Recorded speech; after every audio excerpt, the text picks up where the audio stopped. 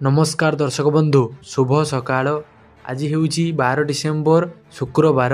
आज मुख्य खबर हूँ नुआ वर्ष एकाथरे दुईटा किस्ती पाइबे सुभद्रा हिताधिकारी।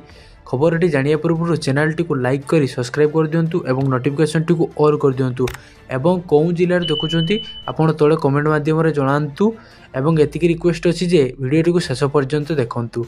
सुभद्रा योजना को नहीं बड़ अपडेट तेले उपमुख्यमंत्री प्रभाती परिड़ा नुआ वर्ष एकाथरे दुईटा किस्ती पाइबे सुभद्रा हिताधिकारी। नुआ जोड़ी होइतिबा हिताधिकारी को अकाउंट को एकाथरे दुईटी किस्ती टंका ट्रांसफर हेबो। दुईटी किस्ती देबाकू जनवरी प्रथम सप्ताह कार्य त्वरान्वित कराजिबो बोली कहिसेंती उपमुख्यमंत्री प्रभाती परिड़ा। उपमुख्यमंत्री प्रभाती परिड़ा कहिसेंती जे सुभद्रा योजना पई एबे आमे एक पोर्टाल खोलिचु जहाकू 21 वर्ष हैला सेमानकू आमे सुभद्रा पोर्टाल संजोग करूचु। एहा सो एनएफएसए बा एसएफएसएस रो तथ्य अनुसार जो मैंने योग्य अच्छा से सुभद्रा टंका प्रदान करा जो नुआरे जोड़ी होती से एकाथरे दुईटा किस्ती टंका दिज्व। यही दुई किस्ती एकाथरे देवाई जनवरी प्रथम सप्ताह आम एक कार्य को त्वरान्वित करुचु। जो मैंने किसी पाई नथिले बोली चिंता करुले नुआ वर्ष आसु आसु से अभियोग आउ रहिबो नाही, समस्ते सुभद्रा योजना टंका पाइबे।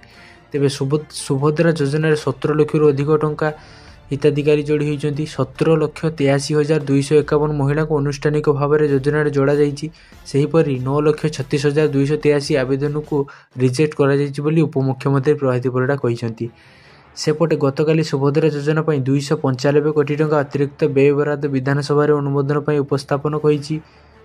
सेपटे भुवनेश्वर स्थित कृषि भवन में उन्मोचित होती जेंडर रेस्पॉन्सिव सेल बा उपमुख्यमंत्री तथा कृषि मंत्री कनक वर्धन सिंह को उपमुख्यमंत्री तथा महिला शिशु विकास विभाग मंत्री प्रभाती परिड़ा उपस्थित में जेंडर रेस्पॉन्सिव सेल उद्घाटन कर सेल महिला मान तालीम प्रजार संयोगीकरण ऋण प्रदान अंतर्दय विकास आदि सहायक हो जहाँकि महिला नेतृत्व में विकास एक सुदृढ़ मॉडल साजिब।